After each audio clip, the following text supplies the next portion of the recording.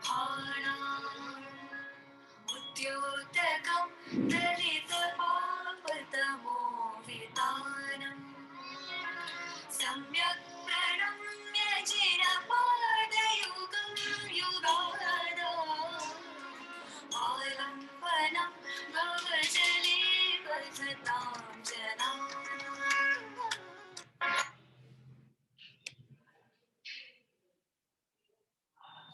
सभी को जय श्री, सभी को सादर नमन। चलिए पहले प्रभु का नाम। आदिनाथ भगवान के चरणों में हम सभी का सादर नमन, सादर वंदन। पंच परमेष्टि भगवंतों के चरणों में हम सभी का सादर नमन, सादर वंदन। अखंड ब्रह्मांड की शक्तियों ऊर्जाओं के चरणों में हम सभी का सादर नमन, सादर वंदन। मेरे माता पिता और मेरे सद्गुरुओं को मेरा सादर नमन। उन सभी का आभार, उन सभी को धन्यवाद जिन्होंने हमें कभी भी, कहीं भी, किसी भी रूप में, किसी भी जन्म में और किसी भी प्रकार का ज्ञान दिया है, दान दिया है और उससे हमने अपना जीवन धर्म राह की ओर मोड़ लिया, मोक्ष मार्ग की ओर प्रशस्त कर लिया। ऐसा उपकार करने वाले सभी को हमारा कोटि कोटि आभार, कोटि कोटि आभार, कोटि। आप सभी का भी तहे दिल से धन्यवाद। प्रार्थना। हे आदिनाथ प्रभु, आपके आशीर्वाद और ज्ञान के प्रकाश की तरंगों से हमारे घर और जीवन में सुख, शांति, समृद्धि, उन्नति, प्रगति, सफलता, नेम, फेम, मनी और स्वास्थ्य की संजीवनी प्रवेश करती जा रही है। आपके सतरंग प्रकाश से हमारे सातों चक्र प्रकाशमान हो गए हैं, जो कि हमारे चारों ओर एक दिव्य आभा मंडल का निर्माण कर रहे हैं। फलस्वरूप हम तन, मन, धन से और स्वस्थ और स्वस्थ और स्वस्थ हो गए हैं। हे परम पिता परमेश्वर आदिनाथ प्रभु, आपका कोटि कोटि आभार, कोटि कोटि आभार, कोटि कोटि आभार। चलिए जी, जय जनीन सभी को। 3 बार ओम। पहले पानी की ग्लास है आप सबके पास में, तो पानी का ग्लास ले लीजिए। इस पानी को पीने से हम सब पूर्ण रूप से स्वस्थ हो गए हैं, सुरक्षित हो गए हैं। इस पानी को पीने से हम सब पूर्ण रूप से स्वस्थ हो गए हैं। इस पानी को पीने से हम सब पूर्ण रूप से स्वस्थ हो गए हैं। मेरी आवाज कम आ रही है क्या? धीरे आ रही है? धीरे आ रही है? प्रॉपर आ रही है?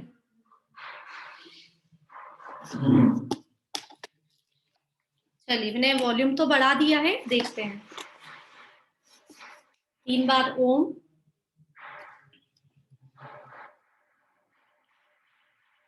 आप हाथों को जोड़ भी सकते हैं और नीचे भी रख सकते हैं, जैसे आपकी इच्छा। 3 बार हम ओम बोलेंगे। पहला ओम ब्रह्मांड तक, ब्रह्मांड में रहने वाले सभी जीवों तक पहुंचा देंगे। दूसरा ओम हम अपने रिलेटिव्स के पास, जो भी कोई बीमार है, पीड़ित है, उस तक पहुंचाएंगे। और तीसरा ओम हम हमारे पास रखेंगे, हमारे पूरे शरीर को स्वस्थ और सुरक्षित बनाने के लिए।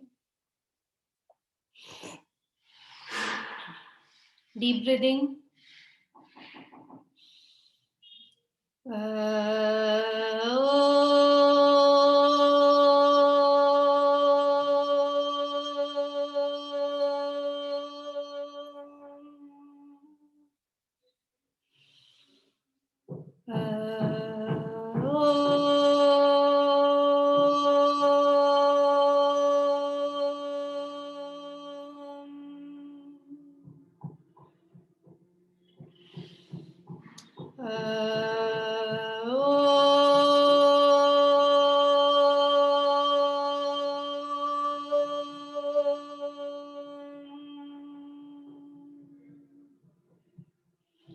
कानों पे हाथ रख लीजिए।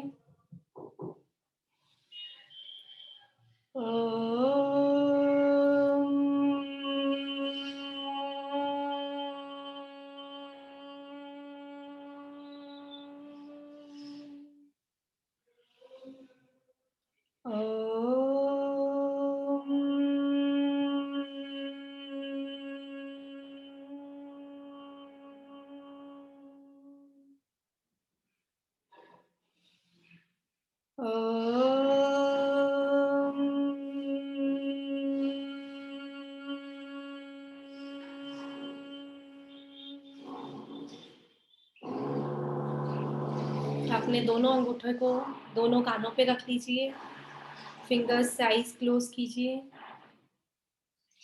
ओम की ध्वनि अंदर की ओर लेनी है।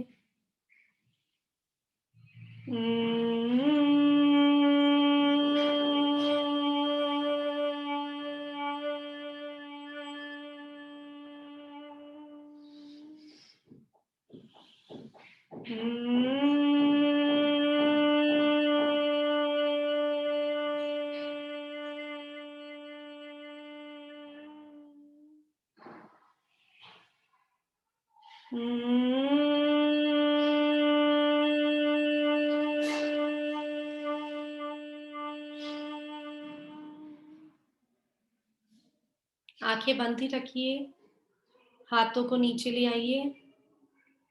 कुछ पल के लिए शांत होते हुए अपने पूरे शरीर में फैल रही ओम की ऊर्जा को अनुभव कीजिए।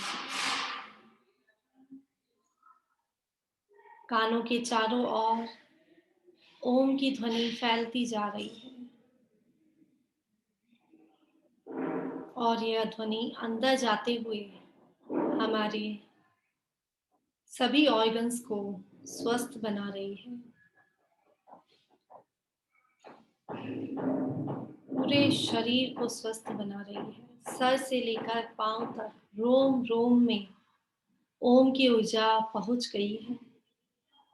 कहीं भी कोई भी ब्लॉकेज आपको दिखाई देता है तो उसे काले रंग का देखो और फिर उसे ओम की ऊर्जा से साफ कर दो। वहां से आपका दर्द, परेशानी सब निकल जाएगी। आपका पूरा शरीर ओम की ऊर्जा से स्वस्थ हो गया है, स्वस्थ हो गया है, स्वस्थ हो गया है। हाथों को रब कर लेंगे।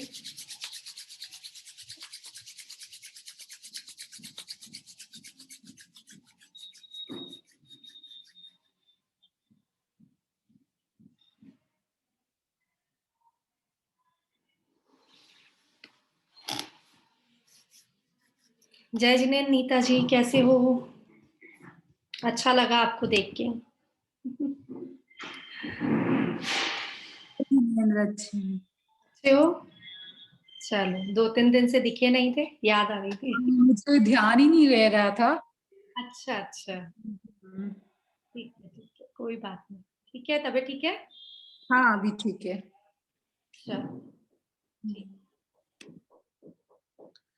चलिए जी, पहले एक बार नमोकार मंत्र करते हैं, उसके बाद बारी बारी से आप 11 श्लोक पढ़िएगा। 11 से 20 तक का आज हम भाव से अर्थ करेंगे, ठीक है? श्वासोच्छ्वास में नमोकार मंत्र।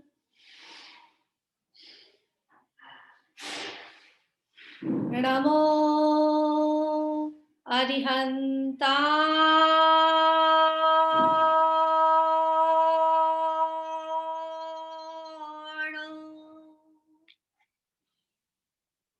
नमो सिद्धा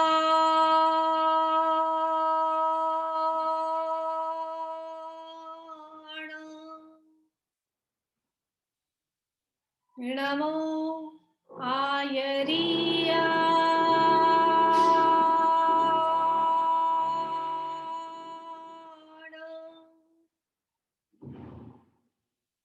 नमो उवचाया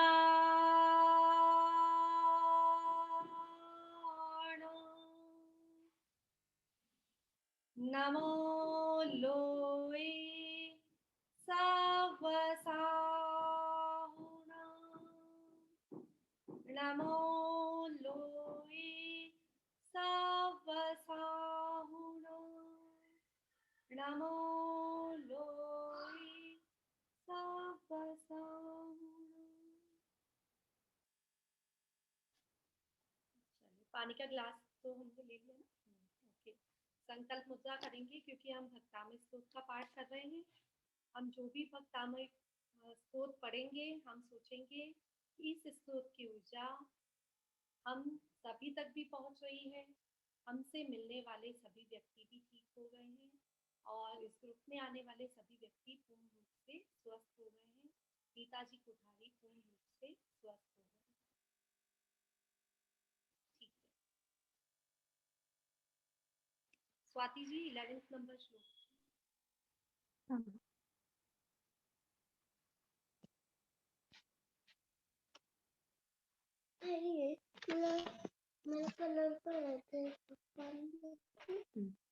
दृष्ट्वा भवन्तमणिमेषविलोकनीयम् नान्यत्र तोषमुपयाति जनस्य चक्षुः पीत्वापयशशिखरद्युतिदुग्धसिन्धो क्षारं जलं जलनिधेरशितुं क इच्छेत्।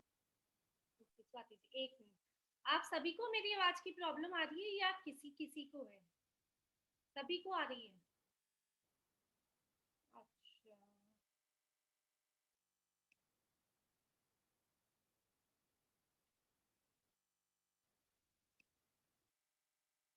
एक मिनट।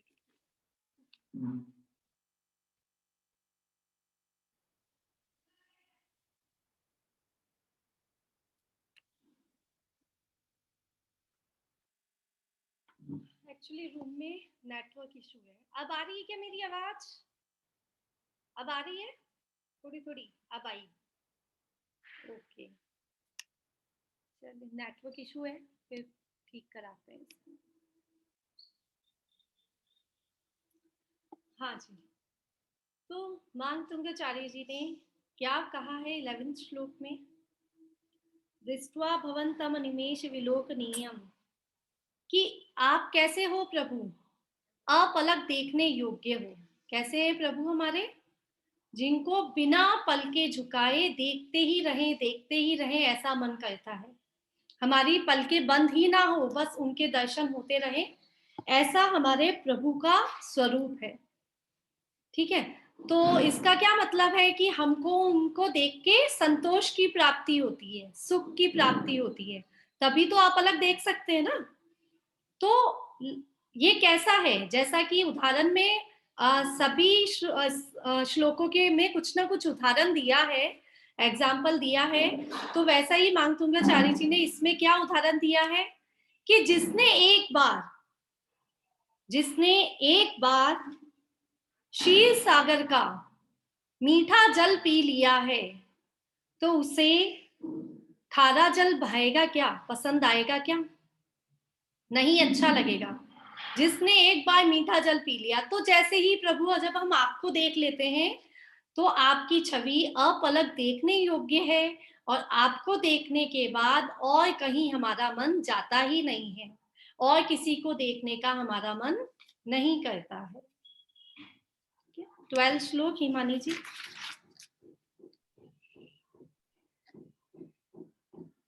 येषान्तरागरुचिभिः परमाणुभिस्त्वं निर्मापितस्त्रिभुवनैकललामभूता तावन्त एव खलु ते प्रणवा पृथिव्यां यत्ते समानमपरं न हि रूपमस्ति।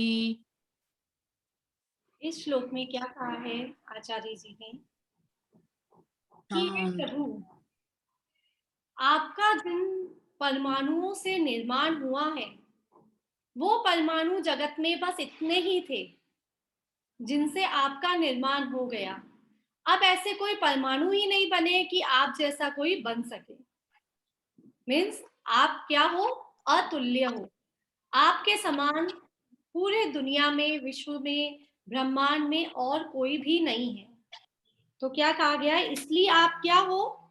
आप जैसा कोई और नहीं है। आप 3 भुवन के अनुपम मुकुट हो, है ना? कि प्रभु जैसा कोई बन ही नहीं सकता।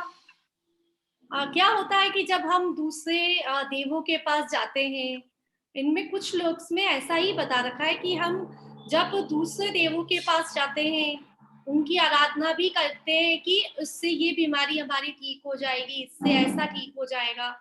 बहुत ऑप्शंस आते हैं हम लोगों के पास, लेकिन इसमें आचार्य जी ने कहा है आप जैसा कोई नहीं बना, आप कहीं भी भटक ले, लेकिन हमारे प्रभु जैसा इस दुनिया में कोई और नहीं बना है, क्योंकि ऐसे परमाणु और कहीं थे ही नहीं, बस जितने परमाणु है सब उनके निर्माण में प्रयुक्त हो गए। विद्या जी 13 नंबर का श्लोक।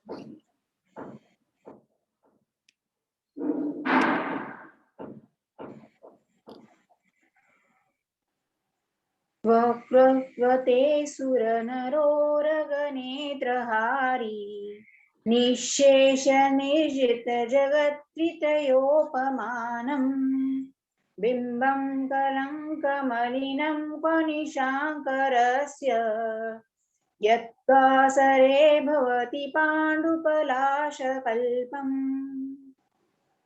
इसमें फिर से आचार्य जी ने यही बात कही कि कहाँ आपका रूप, कहाँ आपका मुखमंडल, उससे किसी की हम तुलना नहीं कर सकते, किसी भी चीज की तुलना आपके मुखमंडल से नहीं की जा सकती। आपका मुखमंडल कैसा है? देवताओं और मानवों के नेत्रों को हरण करने वाला है। हमारे नेत्र कैसे हो जाते हैं? अपलक देखने वाले हो जाते हैं जब हम प्रभु को अंतर मन से देखते हैं, भावों से देखते हैं। और आप क्या हो? तीनों लोकों की उपमाओं को जीतने वाले हो। तीनों लोक में आप जैसा कोई और नहीं है। तो आपकी तुलना चंद्रमा से कैसे कर सकते हैं, जो कि दिन में कैसा पड़ा रहता है? पलाश के पत्तों के समान जो दिन में पड़ा रहता है, उसकी कोई वैल्यू नहीं है। चंद्रमा की वैल्यू कब है? जब वो रात्रि में रोशनी देता है या चमकता है। दिन में कैसा है? पलाश के पत्तों के समान कहीं पे पड़ा रहता, उसे कोई ध्यान नहीं देता। आप ऐसे नहीं हो, आप तो सर्वव्यापी हो। आप कैसे हो? आप दिन रात तीनों लोकों में हर समय समान रूप से चमकते रहते हो। आपकी रोशनी, आपका प्रकाश कभी भी फीका नहीं पड़ता है। किरण जी 14 नंबर श्लोक। जय जिनेन्द्र।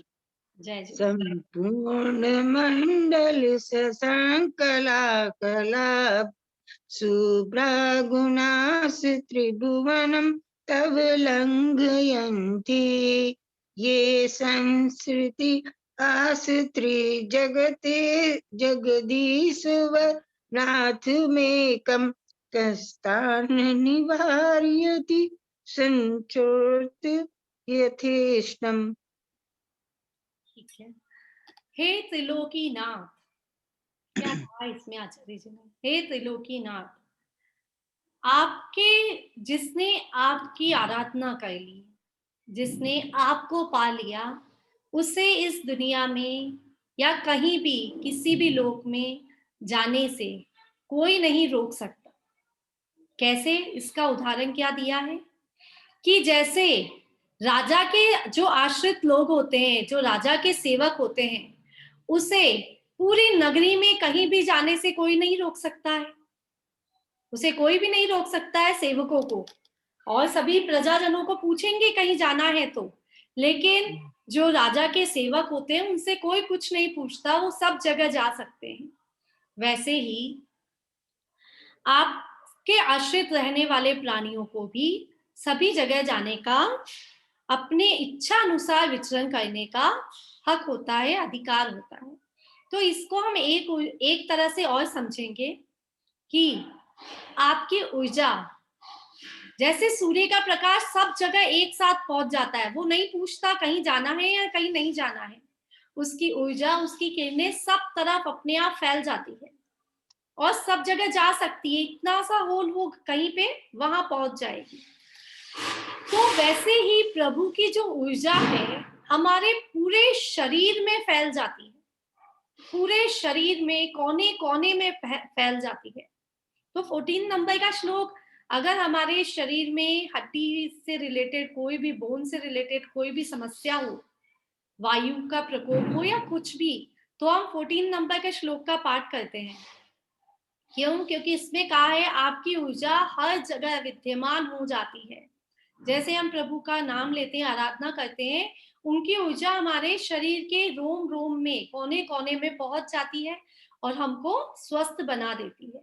प्रभु की ऊर्जा को रोकने का कोई, किसी को कहीं भी रुकाव करने का, अटकाव करने की कोई भी जगह ही नहीं होती है।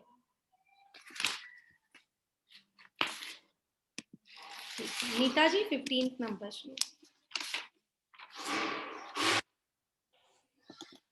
चित्रं किमात्र यदि ते त्रिदशाङ्गनाभि नेतं मनागपि मनो न विकारमार्गम् कल्पान्तकालमरुता चलिताचलेन किं मन्द्रराद्रिशिखरं चलितं कदाचित्। इसमें क्या कहा है आचार्य जी ने कि आप कैसे हैं प्रभु?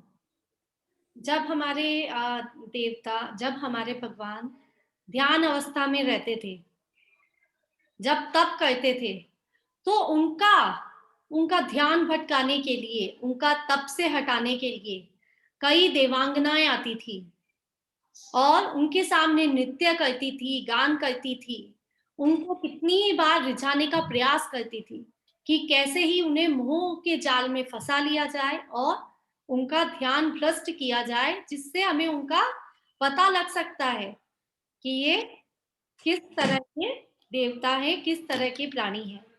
लेकिन आप किसी भी तरह से नहीं हिले प्रभु। कोई भी देवांगना हो, चाहे कुछ भी हो, कोई भी विपत्ति आ जाए आपके सामने, कितने ही आपके ऊपर उपसर्ग आ गए हों, लेकिन आप कदाचित भी एक पल के लिए भी आपका ना मन हिला ना आप हिले। जैसे कोई पर्वत पे, हजारों सालों से पर्वत पे तूफान आते हैं, तेज हवाएं चलती है, लेकिन क्या पर्वतों को गिरा पाई है, पर्वतों को हिला पाई है? नहीं। वैसे ही आप भी प्रभु ऐसे हैं जिसको कोई भी हिला नहीं सकता, कोई भी आपका ध्यान खराब नहीं कर सकता, भंग नहीं कर सकता। आप नींबू के समान हैं। अलका निर्धूमबतिरपवर्जित तैलपूर कृत्स्नं जगत्त्रयमिदं प्रकटीकरोषि गम्यो न जातु मरुतां चलिताचलानां दीपोपरस्त्वमसि नाथ जगत् प्रकाशः। इसमें क्या कहा है आचार्य जी ने कि आप कैसे हो प्रभु? अपूर्व दीपक हो। ऐसा दीपक कहीं और देखने को नहीं मिलता है। दीपक से तो तुलना की है, लेकिन आप जैसा दीपक कहीं और देखने को नहीं मिलता। क्यों? क्योंकि आप में न बाती है, आप में धुआं नहीं है, और आपको आपका प्रकाश पाने के लिए कहीं पे तेल डालने की जरूरत नहीं होती है ना? ना तेल डालने की, ना धुआं उठेगा, ना उनको जलाना पड़ेगा, कोई माचिस नहीं चाहिए। ऐसे आप दीपक हो। आप ऐसे दीपक हो जो सदैव सभी जगह प्रकाशमान रहते हो, हमारे हृदय में जलते हुए रहते हो, प्रकाशित करते रहते हो। हमारे अंग अंग में जहां पे भी हम देखेंगे एक दीपक समान देख लीजिए आप, प्रभु की लौ जली हुई है। हमारी भक्ति की लौ समझिए, चाहे कैसे भी, एक लौ जली हुई है, वो है प्रभु आदिनाथ भगवान की ऊर्जा, और उससे हम सब पूर्ण रूप से स्वस्थ हो रहे हैं। और आपकी लौ कैसी है प्रभु? जिसे कोई भी हवा बुझा नहीं सकती है, कोई भी हवा, क्योंकि दीपक की लौ को तो एक पल में हवा से बुझ जाती है, लेकिन आपका प्रकाश कैसा है? आपके ज्ञान का प्रकाश ऐसा है जो कोई भी कुछ भी कह दे, कितने ही पंडित आ जाए, लेकिन आपके ज्ञान के प्रकाश को कम नहीं कर सकता।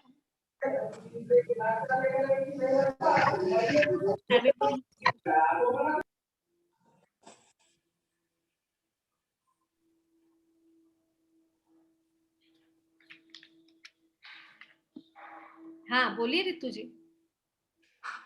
मास्तं कदाचिदुपि याति नराउ गम्ये पति क्रूसितकेशायुग जे जगन्ति नाबोधरोदर निरुद्ध महाप्रभावे सूर्यातिशाही महिमाति मुनीन्द्र लोके। तो क्या कहा है इसमें आचार्य जी ने?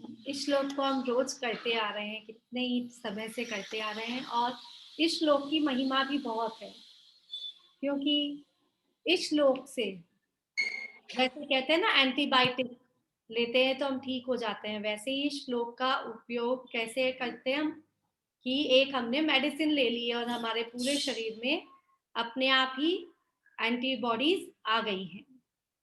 तो इस श्लोक का में क्या कहा गया है? आचार्य जी कहते हैं कि आपकी तुलना सूरज से नहीं कर सकते प्रभु। सूर्य उदित होता है, प्रकाश फैलाता है, लेकिन शाम होते होते लुप्त होने लग जाता है। लेकिन आपका प्रकाश जन्मों जन्मों से फैलता आ रहा है, भव भव से फैलता आ रहा है, ना कभी अस्त होता है, हमेशा उदित ही रहता है, और आपको कोई भी राहु नहीं ग्रस सकता, कोई भी तरह की कोई बाधा आपके सामने नहीं आती है। और सूरज के सामने राहु ग्रस लेता है, बादलों से भी ढका जाता है। आप ऐसे सूर्य नहीं हैं, आपका प्रकाश तीनों लोकों में एक साथ सभी को प्रकाशित करता है समान रूप से, कहीं भी कहीं कोई ज्यादा नहीं कम नहीं। सूर्य से इसलिए तुलना की गई है क्योंकि सूर्य का प्रकाश ये नहीं देखता कि ये गरीब की झोपड़ी है कि अमीर का घर है, वो समान रूप से सब जगह फैलता है, कहीं भी रुकता नहीं है, इसीलिए सूर्य से तुलना की है। लेकिन आप वैसे वाले सूर्य नहीं हैं, आपका प्रकाश तीनों लोकों में एक साथ फैलता है और आपका प्रभाव लोक में अद्वितीय महिमा वाला है। ठीक है रेणु जी, 18 नंबर का श्लोक मैं पढ़ूं? हाँ। नित्योदयं दलित मोह महान्धकारं गम्यं नयाहुवदर्शन वारिदानां विभ्राजते तव मुखाब्जमनल्पकान्ति विद्योतय जगत पूर्व शशांक बिंबम। इस श्लोक में भी आचार्य जी ने सेम बात कही है, जैसा सूर्य से तुलना करी है वैसे ही चंद्रमा से भी तुलना करी है। सूर्य से तुलना क्यों की? क्योंकि सूरज कैसा है, सभी तरफ समान रूप से प्रकाश फैलाता है। और चंद्रमा से तुलना क्यों करी? क्योंकि हम चंद्रमा को, जब पूर्णमासी का चंद्रमा होता है उसको हम क्या कहते हैं? स्वच्छ, निर्मल। तो हमारे प्रभु का मुखमंडल कैसा है? स्वच्छ है, निर्मल है। उसको देखते ही हम स्वयं भी स्वच्छ हो जाते हैं और अपलक देखने योग्य है। तो लेकिन चंद्रमा उदित होता है, अस्त होता है, दिन में पलाश के पत्तों समान पड़ा रहता है, बादलों से ढक जाता है, राहु से ग्रसित हो जाता है। लेकिन सूर्य की भांति आप में ऐसा कुछ भी नहीं है, आप सदैव सदैव हमेशा प्रकाशित रहते हैं और तीनों लोक में अपना प्रकाश एक समान फैलाते रहते हैं। आपका मुखमंडल, मुख कमल तीनों लोक के अपूर्व कांति के लिए चंद्रमंडल सा सुशोभित होता है, इसलिए चंद्रमा से उपमा की गई है। अश्विनी जी 19 श्लोक।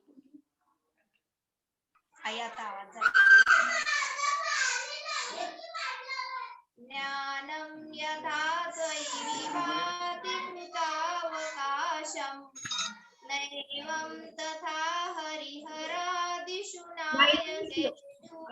अश्विनी जी 19 19 श्लोक किम शर्वरीषु.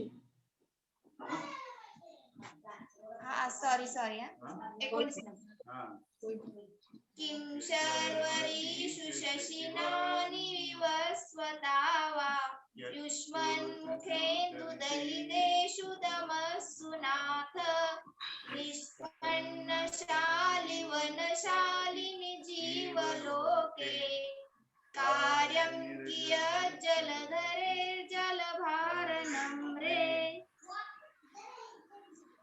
अब इसमें प्रभु आचार्य जी ने कहा है कि जिसने आपकी भक्ति कर ली, जिसने आपके नाम को कंठ में धारण कर लिया, आपको अपना ही समझ, आपको अपने आप को आपके आगे समर्पित कर दिया, उसे ना सूर्य की आवश्यकता है ना चंद्रमा की आवश्यकता है, क्योंकि मोह अंधकार दूर हो गया तो हमारे जीवन में भी रोशनी फैल जाती है. तो इसका उदाहरण कैसे दिया है आचार्य जी ने कि जब खेत में फसल पक जाती है, खेत में फसलें पक जाती है, उसके बाद बारिश का क्या काम होता है? हम कहते हैं अब वर्षा नहीं होनी चाहिए, फसलें खराब हो जाएगी, कहते हैं ना. तो अब वर्षा का क्या काम है? जब खेत में फसलें ही पक चुकी है, अब हमें कौन सा उजाला चाहिए? जब हमारा मोह रूपी अंधकार दूर हो गया तो अब हमें और कौन सा उजाला चाहिए? प्रभु का प्रकाश तो हमारे शरीर में, हमारे घर में, हमारे पूरे जगह पे आभा मंडल में फैल चुका है. तो अब न सूर्य की आवश्यकता है दिन में, न रात में चंद्रमा की आवश्यकता है. चलिए, और किसने नहीं बोला? बाकी वीडियो ऑन नहीं है इंद्रा आंटी? चलिए स्वाति जी 20 नंबर का श्लोक बोलो. चलिए इंद्रा आंटी ने ऑन कर लिया. इंद्रा आंटी 20 नंबर का श्लोक याद है? भूल गए? एक सब बोलो मैं आगे. ज्ञानम ज्ञानम यथा तवै भाति कृतावकाशं नेवं तथा हरिहराज सुनायकेषु. हाँ बोलिए. तेजस्फुरणमणिषु याति यथा महत्वं नेवं तु काच सकले कुर्णाकुलेपि. Thank you.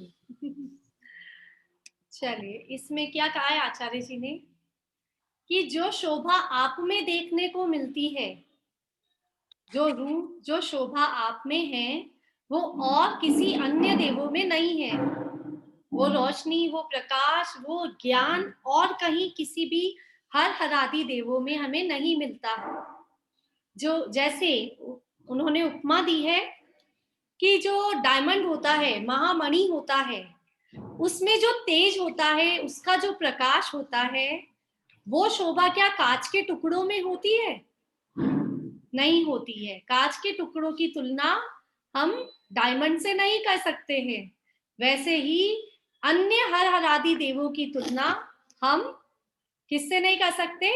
आदिनाथ प्रभु से नहीं कर सकते हैं, या हमारे अरिहंत देव से नहीं कर सकते हैं. आपकी उपमा किसी से नहीं की जा सकती है. चलिए, आज हम 20 तक ही लेंगे. 2 मिनट बाद मीटिंग ओवर हो जाएगी. हम थोड़ा सा 48 नंबर श्लोक बोलेंगे और 2 मिनट का मेडिटेशन करेंगे. मीटिंग ओवर हो जाए तो इसी से ऐड हो जाइएगा. स्तोत्रस्त्रजं तव जिनेन्द्र गुणैर्निबद्धां